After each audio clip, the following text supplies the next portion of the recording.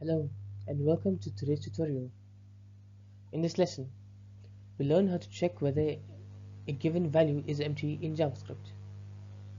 An empty value can be an object with no properties, an empty array, an empty string, or even an empty collection like a map or set. This check is useful in data validation, filtering, and optimizing code execution. Let's explore an efficient way to determine if a value is empty.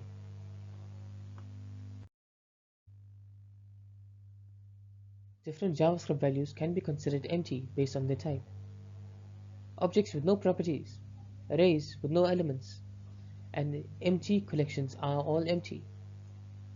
Meanwhile, numbers and booleans are also considered empty because they do not contain data structures.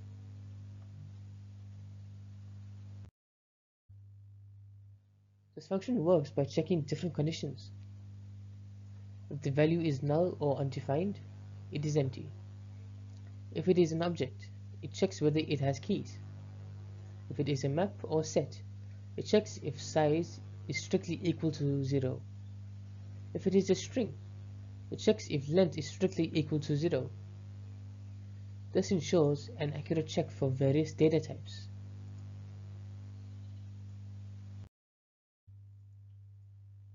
This function ensures all major data structures are checked correctly. It distinguishes between objects, arrays, maps, and primitive values while efficiently handling empty cases.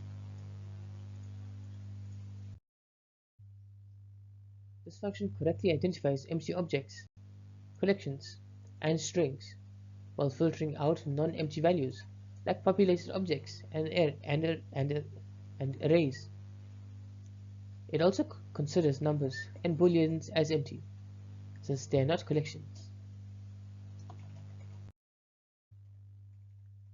This function is widely used in form validation, data processing, and API handling.